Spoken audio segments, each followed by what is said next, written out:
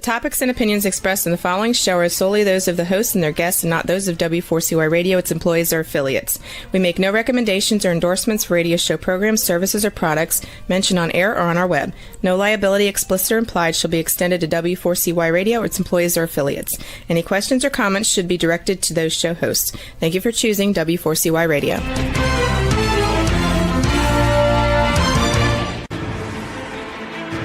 What's working on purpose anyway?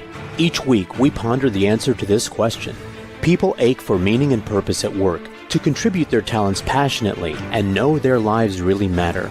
They crave being part of an organization that inspires them and helps them grow into realizing their highest potential. Business can be such a force for good in the world, elevating humanity. In our program, we provide guidance and inspiration to help usher in this world we all want, working on purpose. Now, here's your host, Dr. Elise Cortez.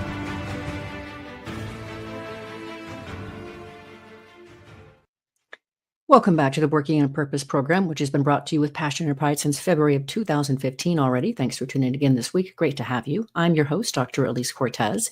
If we have not met before and you don't know me, I'm a workforce advisor, organizational psychologist, management consultant, logotherapist, speaker, and author. My team and I at Nnennaya help companies to enliven and fortify their operations by building a dynamic, high-performance culture, inspirational leadership, and nurturing managers activated by meaning and purpose. And did you know that inspired employees outperform their satisfied peers by a factor of 2.25 to 1? In other words, inspiration is good for the bottom line. You can learn more about us and how we can work together at gusto-now.com or my personal site, elisecortez.com. We have with us today two amazing women. We have Funke Michaels, a dynamic leader with a rich cultural heritage, seamlessly blends her Nigerian and Kenyan roots with global perspectives. As an MIT Sloan Fellow and Harvard Mason Fellow, Funke remains committed to fostering development through academia, entrepreneurship, and innovation, making her a sought-after voice in international forums and educational settings. She joined today from Newcastle in the United Kingdom. Also with us is Absa Gningue. She is a seasoned entrepreneur and technology enthusiast with global leadership experience. She's the Senior Innovation Platform Officer at the African Development Bank, where she manages the Innovation and Entrepreneurship Lab. She's also the founder of GEDER, a do bank. I love that. Do bank, not a think tank, but a do bank, empowering growth entrepreneurship in 25 plus African countries. She's also a content creator behind Productivity Planners, Serendipity, and Spiritualities podcasts, showcasing her dedication to innovation, education, and social change in Africa. She joins us today from Senegal, Dakar. Ladies, a hearty welcome to Working on Purpose. I'm so happy to have you both.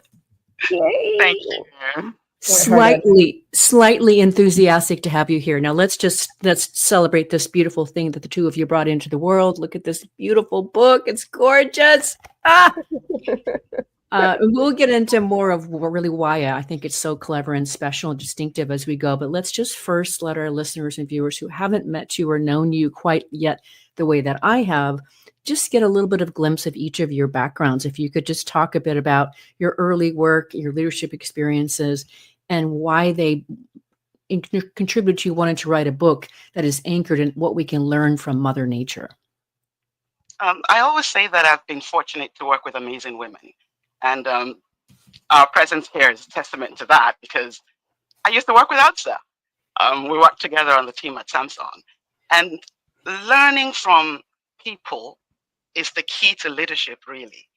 No matter where you find yourself, whether you're sitting on the floor of the market in Kano, or you're sitting in a boardroom presenting, your brand's plan for the next year, you need to understand people.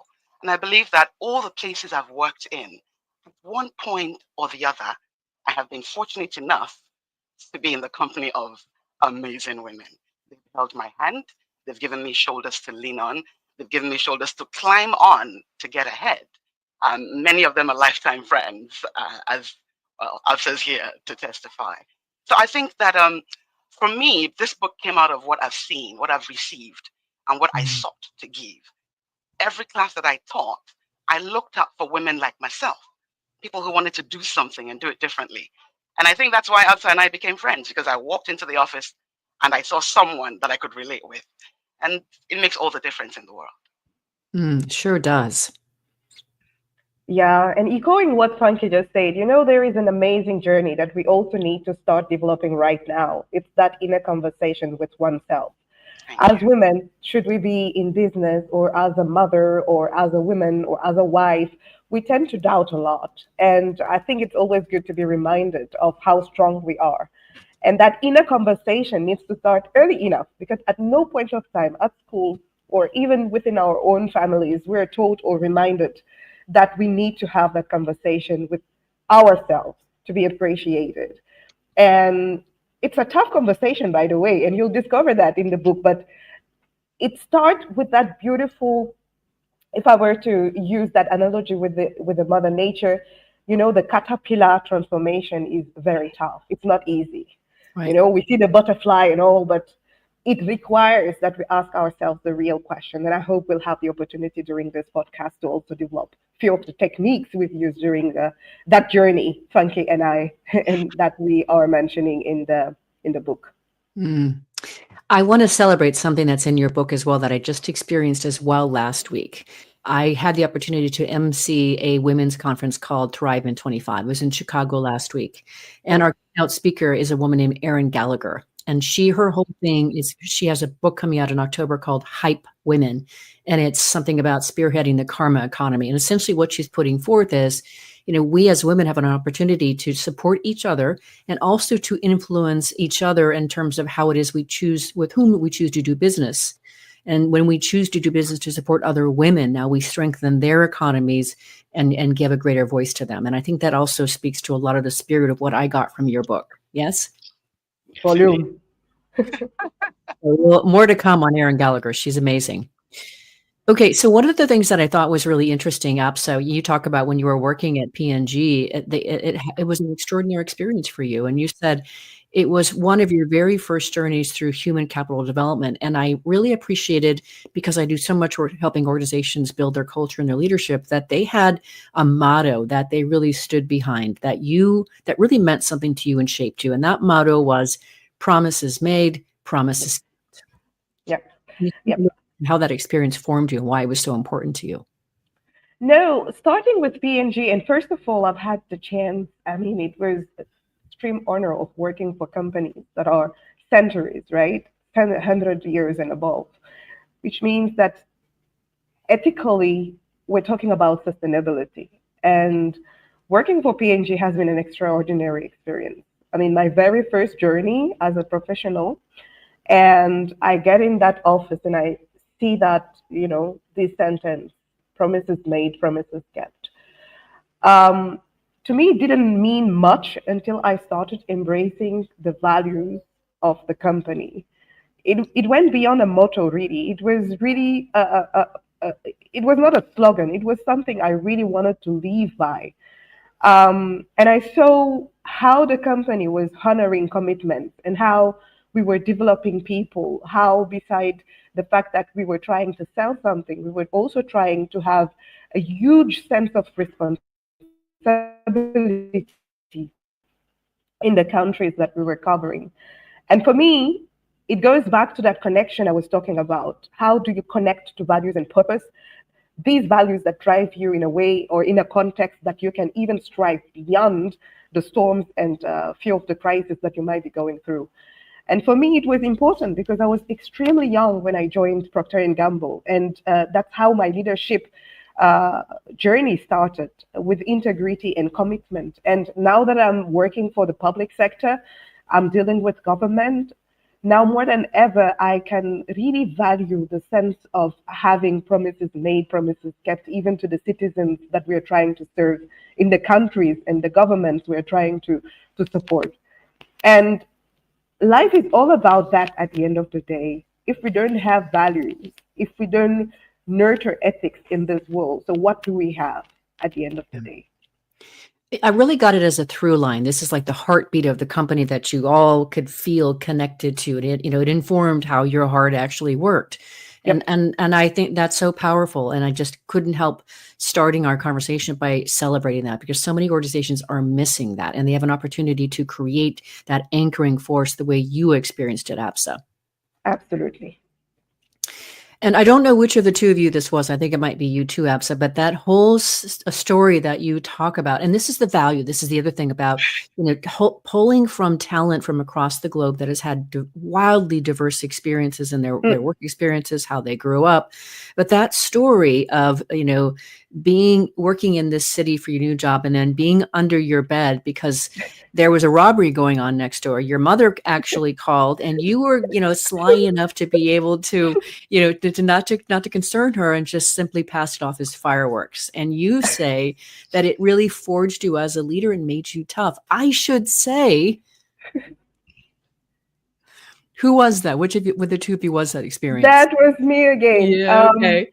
The reason why this story is quite funny is because I was telling her and she was laughing about it again and saying, you're not serious. But to be very honest, I think what it tells us is that we will have to leave tough situations. And going through the storm, as Funke was mentioning, we tend to, with the social media, to put it all out, right? Living in a sense of drama, let me make it concerning so that people can get pity on me and I'll be the show in the town. Here it was a bit different. I was going through a situation which I know that if I was to tell my mom, she would just ask me, oh girl, take the first plane and get back home. Right. But I was like, she's my support system as of today, by the way. But I'm learning to take care of her emotions the way I would want her to take care of mine. And it goes back to that exchange between women. We don't necessarily want to hurt. We don't necessarily want to be in a position where I'm adding a burden on your shoulder as my sister. I want to be a relief. And I have to say, Absa, before you continue, pardon me for interrupting you. What you experienced that evening, that was my life growing up. That's my city. The city that forged me. Wow. So it takes a lot to scare me because that was our normal. So by the time I met Absa, she was so Nigerian that we could converse. And we could converse in several languages and people couldn't tell the difference because we could make the same references. She could talk about places in my city, I could talk about places in her city. And that helped us to work together over the years. And I'm talking almost 20 years now, right? Absolutely. And that chapter, when I'm starting by telling the story and by saying that I needed my mom to be there for me. So if I was to scare her, no one would listen to me when I would come and cry at the end of the day. So I needed to keep her safe so that when I'm coming back in the evening, tired, sick and tired and really willing to get out of this town, she would still be there, calm and quiet enough to, bring me back to where I needed to be. So I needed her to be 100% available for me. So I needed to protect her.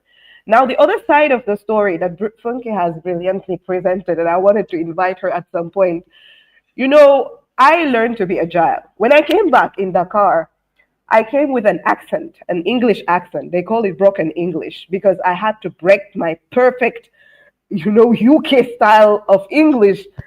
And my manager called me, Absa, I want to see you. I say, okay, Anas Mutawakil, I'm saying hi, by the way. He said, this won't work. I said, what wouldn't work? Say, the way you're speaking. I said, how am I speaking?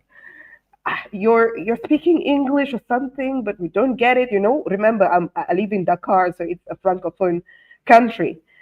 I literally had to adapt and forget about my English, my French, and embrace agility, embrace the culture that I was living in order to be able to survive. Did I like it? Not at all. Did I do the job? Of course I did. So that's why I came back home with all the glory and all the status, but it was tough. And that paragraph is meant to teach us that for us to be able to surrender and be agile, we need to protect our support system, my mom in this case, but we need to be agile and embrace the environment that we're living in. That is so powerful, Absa. So powerful. And then I want to take it another step further and just situate. I want to read from a little bit from the foreword of your book here, because I want our listeners and viewers to understand just how much richness and depth your book and its content pulls on. So I want to read that really quick for our leaders or our listeners and viewers, and then let one of you or both of you comment on it. This is from Amina Gurib Fakim. She is a PhD, and she's the president of, or maybe the former president of, the Republic of Mauritius. She says, I have always been passionate about sustainable development and women empowerment. I have used my scientific background to add value to our rich heritage that has been handed over to us by our elders. Phototherapy, medicinal plants, especially indigenous ones in our region, and our unique biodiversity have all helped to forge my career pathway. I've always believed in operating at the intersection of science, environment, and leadership, and this is the reason why I believe that this book provides invaluable insights for any woman seeking to develop her leadership journey. It offers a refreshing perspective on how aligning with nature can inspire authenticity, innovation, and a deeper connection to both ourselves and the world around us. That is so incredibly beautiful. Thank you. Thank you. Yes, and we're also taking this opportunity to thank her because, I've had the privilege and the honor of meeting also. I was posting it on LinkedIn this morning. Mrs. Ellen Sirleaf Johnson, Her Excellence, she was the very first woman president in Africa. The way also Mrs. Amina Gurib Fakim has also paved the way in Mauritius.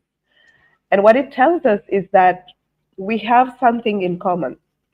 Should we be women in power, women in leadership, women leading in general, we have that inner sense of responsibility, and we are driven by purpose. And I love the podcast. I'm like, this is exactly the podcast we need to be part of. Right. We work in purpose, and that's part of who we are, our identity as women. And if there is one thing I would want our listeners to think about and start thinking about as we go through this podcast is, how can I develop that inner strength in me? That deep power I have that is just waiting to be awakened and to be understood or to be utilized, that is sleeping now. And I think Funke had the same aha moment when we decided to write this book. And thank you to Venicia Gino, the lady who introduced us to Her Excellence Amina Gurib Fakim. I have to say that writing that book was not deliberate. It was a rather difficult time for me. I had packed up my family. We left Boston in the US and we moved to Kenya to do two things. I'd written an agricultural education policy strategy document during my Harvard days with the guidance of one of my professors whom we have lost now, and it's still very, very painful to us. Callistus Juma was his name. And Callistus encouraged me to go back to Kenya. When we went back, we didn't anticipate the antagonism that we were going to meet when we got there. And so we essentially lost everything. And in that moment, I realized that losing that investment, and we took our 401k, we took everything. Wow. It set us at a point where we needed to understand that this was a paradigm shift. We could not use Harvard knowledge. We couldn't use MIT technology here.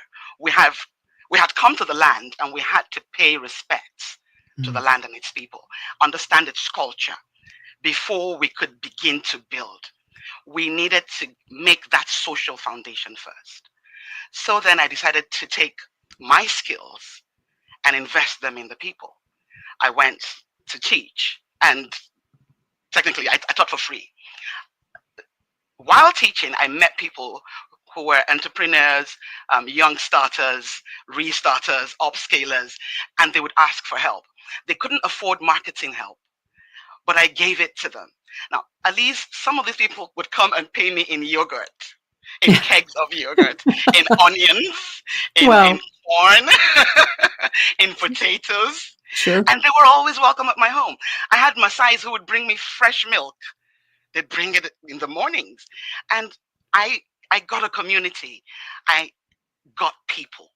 I became a Kenyan. It became possible for me to start to build. And I began to build around that knowledge. When I began to teach people, by the time COVID-19 happened and we were all grounded, I had already been teaching online for about 2 years. And in that time, I was able to gather all of these things into pieces that were, well, they made sense to me, but they also needed to make sense to someone else who would get me and whom I needed to complete this. And that woman was Absa. Because during that time, I was also gathering women together and helping them raise funds to keep their businesses alive in rural Africa. So if you had a business that was supported by your community, you could come on that platform and we would vote and give you $500. And to many people, it was a lot of money. So Absa came on and she wowed everyone. She didn't just give the $500 for that session. She also gave them knowledge. She took these women onto Jeddah and she transformed many mindsets. Even today, there are women that are in our network from that group. Now, this brought all of that those ideas together.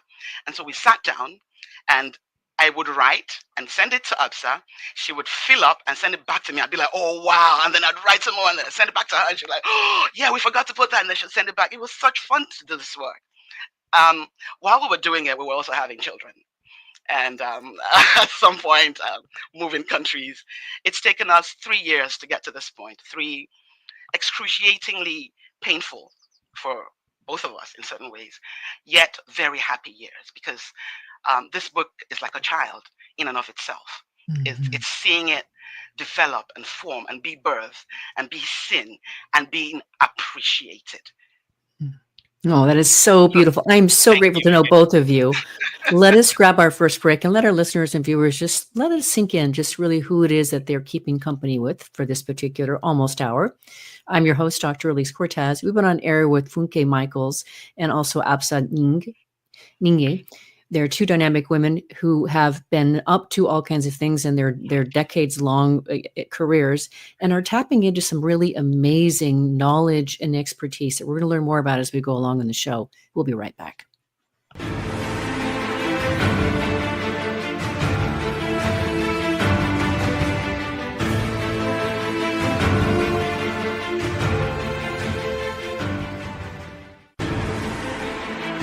Dr. Elise Cortez is a management consultant specializing in meaning and purpose, an inspirational speaker and author. She helps companies visioneer for greater purpose among stakeholders and develop purpose-inspired leadership and meaning-infused cultures that elevate fulfillment, performance, and commitment within the workforce. To learn more or to invite Elise to speak to your organization, please visit her at elisecortez.com. Let's talk about how to get your employees working on purpose.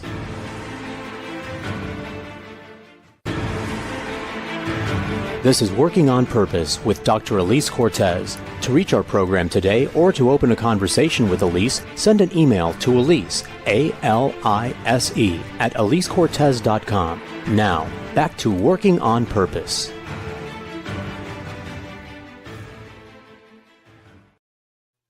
Thanks for staying with us and welcome back to Working on Purpose. I'm your host, Dr. Elise Cortez, as I am dedicated to helping create a world where organizations thrive because their people thrive and they're led by inspirational leaders that help them find and contribute their greatness.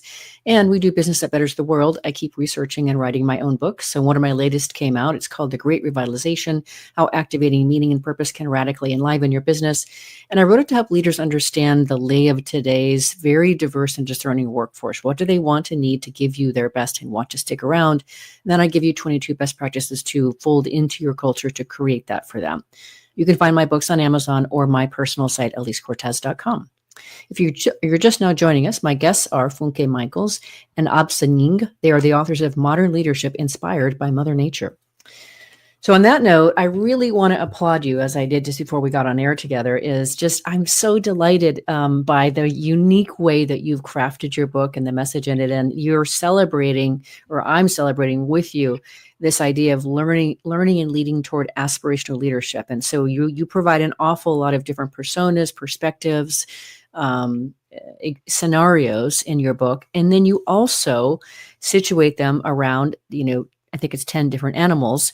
And then each of your chapters then has 5 key learnings that you can apply to remember and incorporate this in your everyday life. It's so clever and so unique. So I just want to start by celebrating that. Where did this idea come from? Why would you go about this? I'm a teacher's daughter. Okay. His granddaughter. And I was taught things by 5s because it helps with strategy and with planning. Yes. 5-year plans times 2, the 10-year plan. It's easy for a child to learn things in 5s. And if a child can remember, a grown-up can remember. Now, Absa should take all of the credit for the work in that workbook because she's done something similar with Jeddah. It was easy for her to transfer that skill and distill from everything we've written together the key lessons and then put them in such a way that for those who've read the book and just, read through it, they can take the workbook and work through it. So we find ourselves straddling 2 horses very beautifully. You have the easy read, but you also have those who are serious and want to do some work with this. For them, that workbook is like a strategy template that you can use to develop your own strategy. And I think Funke is completely right. It always helps to come back and see who you were 5 years ago. Yeah. The purpose of it all is also to compile it all. So on the website that you're seeing on the banner here, we've compiled them all for you to be able, after reading the book, to come back again, maybe 2, 3, 4, 5 years time, 10 years time, and check the answers you had given back then and see how you are growing up. Because at a starting point, I was mentioning the importance of having that inner conversation with yourself without fear, without questions, without judgment, but just yourself asking yourself simple questions and responding to them. And there is that funny thing, and we'll come to that. When you mentioned the 10 personas, a lady came to me and said, this book is just transgenerational. I'm like, what do you mean? She said, I went through the book and I thought I was done with it. But my daughter, she has 3 daughters, came in and started coloring the personas. Fantastic. Yeah, and then the 2 other daughters starting competing, and now they asked to their mother to explain what the book was about. Wow. And she's telling me now, see me going through the book and now explaining what the book is to my daughters. I'm like, wow, I could have ever imagined that. This book could speak to different generations all at the same time. And it comes partially, I guess, from the relationship we have, Funke and I. You won't feel the age difference. But what she didn't mention is that it's also a call for sorority, because she was my second line manager. And that's the crazy part. No, the crazy part of it. I'm like, well, we knew each other because she was sitting in South Africa. I was sitting in Senegal. We were both working for a Korean company. You'll see what's the name of the company. Then now I'm sitting in Pretoria, South Africa, and she's sitting in the UK. But 2 lessons here. Number 1, what it does take from a manager to recognize the value of people she works with. It's not very common. So I think it's something commendable that we need to remind. And the second thing is sorority. It was not easy to work together, really. Had my priorities, she had her. I'm like, Frank, you know what? We gotta finish this book, girl. We are going to finish this book. I no excuse. I don't want to hear anything. You're stubborn. I'm stubborn. I've been in Nigeria. You will finish this book. And there were challenges, health issues here. when I was promoting the book, I was heavily pregnant. She was at the hospital. It was kind of a crazy environment. But I think it's also important in each of these personas to see that sorority is also important and humility is important in the learning path. Yeah. And was that you, Funke, who drove yourself to the hospital to deliver your child? You were at Harvard and you're like, I don't want to disrupt anything. I don't want to disrupt anything. I got this. You're in labor and driving yourself. Yeah. Okay. Guilty as I was the charged. leader of twin girls. They'll be 11 in about a month. And they did read the book, actually. And they're beautiful. We have that conversation because at the age that they're at now, I began my womanhood training. And I was raised by a griot and a sage who raised me in 5 languages. She was my paternal grandmother, and she sat on the seat of Yeyami in her generation. So for many reasons, we are trained beyond our academic qualifications, Absa and I. And these things pass on to our children. And incidentally, to those around us, one way or the other. If you're friends with me or you're my colleague, you will find that my culture will touch you one way or the other beautifully. This is so stunning. I know I'm never going to let you two go, but let's do this. Let's take our last break now, because I want to finish the conversation by really focusing on just some of the beautiful gems about what we can learn from the different animals that you showcase in your book. It's just so beautiful. So let's grab our last break really quick.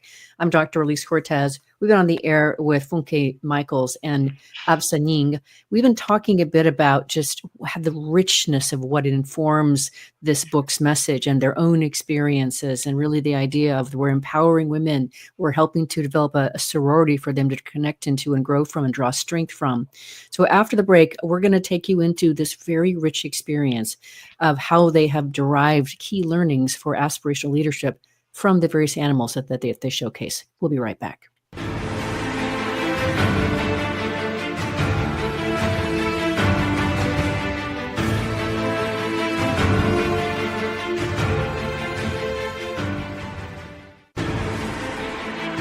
Dr. Elise Cortez is a management consultant specializing in meaning and purpose, an inspirational speaker and author. She helps companies visioneer for greater purpose among stakeholders and develop purpose-inspired leadership and meaning-infused cultures that elevate fulfillment, performance, and commitment within the workforce. To learn more or to invite Elise to speak to your organization, please visit her at elisecortez.com. Let's talk about how to get your employees working on purpose.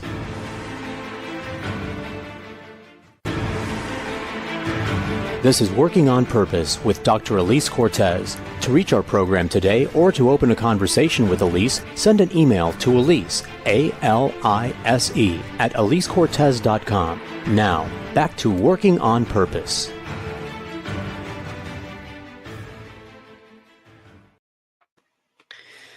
Welcome back to the Working on Purpose program. This is Elise Cortez, your host. As you know by now, that this program is dedicated to empowering and inspiring you along your journey to realize more of your potential. If you want to learn more about how we can work together and see into about the Gusto Now Academy, which we've just now stood up, you can go to gusto-now.com and then go to the training tab to learn more about the Academy and what we're doing there. If you are just joining us, my guests are Funke Michaels and Absa Gningue. They're the authors of Modern Leadership Inspired by Mother Nature, which is what we're going to talk about next. So we have to first talk about the unassuming bee. And I like how you really focus on what we can learn from bees in terms of their cooperation, which is not competitive, and also the way they use information. Yes. Absolutely. I believe that, sorry, Absa, darling, were you going to go ahead? No, go ahead. Okay. I believe that my first conscious lesson in cooperation came from MIT. And Stephen Saka was the name of my director during the Sloan Fellows program. So Stephen Saka looked at 100 plus young, unimaginably smart people. If you thought you were smart, you got into that class and you got quiet because these were smart people. And he said to us, you don't need to prove anything to anyone. You're here to learn to cooperate with one another. So it's not about competition. It's about cooperation, because you cannot influence and affect the world if you do not cooperate with one another. It doesn't matter how brilliant you are. If you can't work together, then the world is in trouble. And so we've taken that, in that analogy, we found the bees, they have such seamless hierarchy. And everyone knows what everyone needs to do, and everyone supports the other. It's what Absa was talking about in this sense of sorority. Now, when I was during my Harvard degree period, I had to decide whether I was going to go to school or be a mother, and it was not an easy decision to make. My husband was working full time, and I had to go to school full time because you don't do half classes with Harvard. But my father came through for us. My dad flew in from Nigeria. He took care of my son, who at that time was 9, and he took care of the babies when they came. So I wasn't just driving to the hospital. I was driving to the hospital with my father sitting next to me. At that time, he was in his mid-70s, and he was with me all the way as I was wheeled in before my husband arrived. In that pot were my classmates as well. I am talking about dozens of people who came together and cooked in their homes as their families, and then brought the food every single day so that I didn't have to worry about cooking. In fact, we had friends who would just call and say, "What do you guys feel like for next week?" And that's the kind of support that helped me to get through a rigorous Harvard degree with 3 children, 2 of whom happened to be preemie twins, because the twins came prematurely. We had no breaks, we had no holidays, we took care of our babies. And we were only able to do it because we lived like a hive. Our neighbors, our friends, we had caretakers, caregivers everywhere. My classmates would come to the house and come wash babies and feed them and do laundry. It was a beautiful time. It could only have been that way because we were bees. Yeah. No, that's beautifully said. And while going through this chapter, I think it's important to ask yourself 2 questions. Who are you nurturing, and who nurtured you? Yeah. As women, I'm an advocate of women empowerment, but I need to face the truth. Yeah. Most of us women do not support other women. Unfortunately. And it's just the brutal truth, and we need to accept it. I do accept the truth. That's how I get, to perform and to succeed in what I'm doing. And the truth is that it's not common to see women supporting women.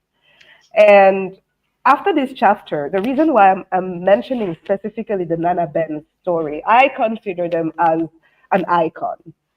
Nana Benz were saleswomen in Togo, and they were called Benz because, they were driving Mercedes Benz, and I'm explaining the whole story, but they did write history in the sense that they were one of the first women becoming entrepreneurs in Africa. And having that power and that empowerment, we are really trying to build again decades after, their generation has done. And to me, if after this paragraph, the listener, or I'm saying the listener, but the reader is able to identify 2 or 3 people they're supporting, and 2 or 3 people they've supported, or mentors and mentees type of relationship, it would be amazing, because we don't take enough time to recognize the ones who did lift us up. And as women, we need to identify them and say, oh, you know what? Dr. Alice gave me that opportunity when I needed it the most. So I'm grateful. Thank you, Alice. And we also need to be able, the way Funke was also telling that story of the women we supported with $500 in mentorship, to say, I don't remember everyone. To be very honest, we are thousands and thousands of volunteers, and Jeter has supported such a lot of people starting the age of 8 so that they can grow up with that entrepreneurial mindset. I can't recognize them all, and they can recognize me when I'm, going out on TV, etc. But what to keep in mind is this: impact sustains, it remains. They'll never ever forget. They will never, ever forget. And if they're able to have that ripple effect, and that's why we're talking about the hive and how structured the hive is, how structured it is that I'm not competing with you. You're good at what you're doing. I am your first supporter, but recognize that I'm also good in what I'm doing and support me when I need you. So that's the type of message we want to drive in this specific paragraph. I think that one thing, sorry, Elise, if I could just quickly add, one thing that we've noticed is that people, because we speak as women and we address a primarily feminine audience, people assume that we're speaking only to women, but we're not. The truth is, I am who I am because I am my father's daughter. This is how he raised me to be. And it's the same thing with Absa because I know her story. In spite of the fact that we're from matrilineal families and from very strong matriarchal communities, we are our father's daughters. It takes a man to stand behind a young woman and say, this one, let's go. I'm right behind you. And she'll have that confidence. So I ask people, don't wait until it's your daughter. It could be your niece. It could be the girl next door. It could be, someone at church, someone at school. Give a girl some steel in her spine. She'll not forget it. And you'll be helping the world. Yeah. And that's why we start with bees and we slightly move to the next animal. That's the ant. Yeah. Amazing animal.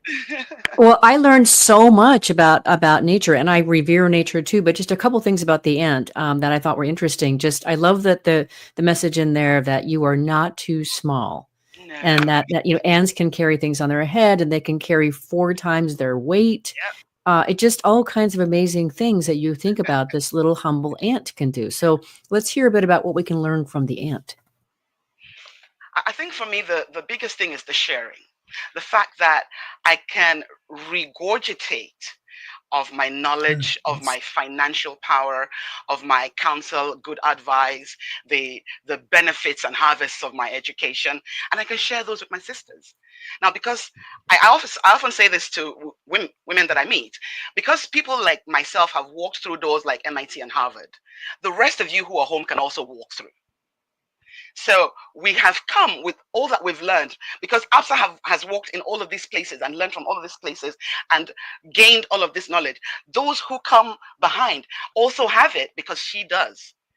If we are the ants that we're supposed to be, then what I have learned is what you have learned. It should then benefit us. It should be a quantum benefit to all of us who are within this ecosystem. And really 2 lessons here, really echoing what Funke has just said. You're not too small means don't let people to judge you based on what you look like physically or what you think, or there is no ridiculous idea. I'm into innovation, and what I learned first was there is no good or bad idea. There are just ideas that you can turn into something amazing or into impact. That's one. So don't worry about how you're seen. You are as great as you see yourself when you look at yourself in the mirror. You're not too small. And the second lesson, when we started with the bees, we did put an emphasis on the importance of identifying who is doing what, the structure, who is in charge of what, who is good at what, who is weak at what. Here, the lesson is to measure the weight of the burden from it yourself to carry, so that you know what this one can take. You remember the support system with my mother? Yeah. I know what she can carry. She can't carry hearing, guns around her daughter. So I was like, let me handle that part that I know I can still keep on my shoulders, and let me ask her to do the rest, meaning to remind me of why I am in this journey, to keep cheerleading me. It's important. We carry too much on our shoulders, and we tend to forget to find a leading hand or someone who can really support us. So powerful, ladies. And we, of course, there was 10 different animals that you showcased, and we only talked about 2 so far.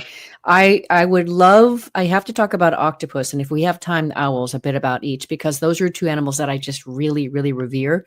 Which one would you like to talk about? Owls or octopus? I'll take the owl. I'll let Absa take the octopus. Okay. Because she has the 3 hearts of the octopus, and I have the sight of the owl. Okay. Now, the owl is my favorite of all of this because from times before us, the owl has been revered as a symbol of wisdom, of foresight, of knowledge beyond the ordinary, of ability to, swivel that neck and see all around you. And these are gifts that Mother Nature made to the owl for a particular reason, because the owl straddles both the day and the night. This is the character that I see wherever I might find myself. Whether it's a bright sunny meadow or it's in the dark of the valley, I need to understand that my sight allows me to see beyond where I'm at and zero in on what I want to achieve and achieve it by focusing on it. Now, what do I do differently? I surround myself with owl-like people who can also see and who can tap in when they don't see, but they see that I see. They can tap into my sight and get to see what I'm looking at. Now, I believe that the perfect example is when I first met Absa, she didn't know what kind of person I was going to end up being. But I knew the kind of person she was going to end up being because I could see the beginning of that amazing person. And today, I feel I've been proven right. Everything I've seen and watched her do, and I've watched her over the years, sometimes in her face, telling her, you need to do this, you need to finish this, you need to sign up for this. And sometimes just behind, just, chilling. And sometimes I'm the predictor. I say to her, this is going to happen to you. and she's amazed because it does happen. Now, I need people like that around me who can key into my dream and into whose dreams I can also key in. And this is where it comes, it becomes from inside of one to the outside of all. I'll let her take the octopus from there. Perfect. Yeah. And we've got maybe 2 minutes max, maybe a minute and a half. Yes. Perfect. Now, the owl is my best friend's favorite animal. I've never understood that. And I got to love the owl thanks to Funke. But she's completely right. With octopuses, I wanted to explain how we as women were very unique in our way of feeling things. Octopuses have 3 hearts. So sometimes we love something, sometimes we don't, sometimes we hate it. We're not easy to understand. But that's what is the beauty of us being as a whole, with our 9 brains as octopuses. The very important point here is really to learn to understand your emotional intelligence. The whole paragraph is about emotional intelligence. And I had someone phoning me today and saying, this octopuses chapter, that paragraph. I went through it and I read it again and I went back and read. I'm like, I asked you 3 weeks ago, you were still at this octopus. What's wrong? And she said, whenever I'm reading it, I'm having a post-it and I'm explaining a story of me doing something I didn't understand. And now I understand why I'm doing it. I'm just an octopus. I'm like, okay. So the beauty of it is also to understand that emotional intelligence doesn't happen overnight. You need to call the experts. You need to call people like, and I love what you're doing with Gusto now, Dr. Ali. That's exactly it. That's how do you pick within the personalities that you have, what to strengthen, what to develop, how to level up the strength that you have, and, evolve into a community, but also as a human being. It's important that you know what you want to do in your career, and that starts now. And it's important that you start nurturing that emotional intelligence. This is so beautiful, ladies. I could go on and on. Let's do this. Let's let each of you just close with a little something that you each want to share, say in about 15, 20 seconds. Woo, Funke. Right. This is a class I teach. For me, life is about legacies. It's about the stories that reached into me and got me where I am today. And the stories that come from within me and will get other people to where they're going tomorrow. I believe that for each one of us, especially those who actually pick up this book and read it, we will realize that we're on a journey. And this journey is the most beautiful one that we could ever be on. It's the journey of life. And Mother Nature is giving it to us. So that's my little piece. Beautiful. Oh, beautiful. No, I'll leave them with 3 verbs, really. 3 simple verbs. Align, adapt, amplify. Align with yourself. Adapt with the ecosystem. And amplify your impact so that it's a ripple effect. It's just not you. It's so many, many, many other people around you. Oh, Funke, Absa, it is such a complete delight to know both of you, to have been inspired by you, to be educated by you. I thank you so much for coming on Working in Purpose and sharing who you are and what you've learned over your decades of life. It is an honor to know you both. Thank you. The honor is mutual, and thank you for having us. For sure. Listeners and viewers, you are going to want to learn more about Funke Michaels and Absa Gningue, and their book, Modern Leadership, Inspired by Mother Nature. To get acquainted, I want you to go to their website. It's womenwisdomnature.com, womenwisdomnature.com. You can find both of them on LinkedIn as well. So check them out. Last week, if you missed the live show, you can always catch it via recorded podcast wherever you get yours. We were on air with Rich Fernandez and Carolina Lasso talking about their book, Purpose Reset, how connecting to what matters most drives fulfillment and performance. We talked about how individuals, teams, and organizations benefit from a purpose reset to align what they are good at, why they do it, and who they wish to impact. Next week, we'll be on air with Wendy Lipton-Dibner talking about her book, What Matters Most, How Leaders Build Impassioned Engagement, Unrivaled Loyalty, and Boundless Growth by Measuring Real-World Impact. In other words, her message and book are about enabling leaders to help individual team members see the through line of their performance and contribution to what really matters to them. See you then. Remember, work is one of the best adventures and means of realizing our potential and making the impact we crave, and can give us the opportunity to do business that betters the world. So let's work on purpose. We hope you've enjoyed this week's program. Be sure to tune into Working on Purpose, featuring your host, Dr. Elise Cortez, each week on W4CY. Together, we'll create a world where business operates conscientiously, leadership inspires impassioned performance, and employees are fulfilled in work that provides the meaning and purpose they crave. See you there. Let's work on purpose.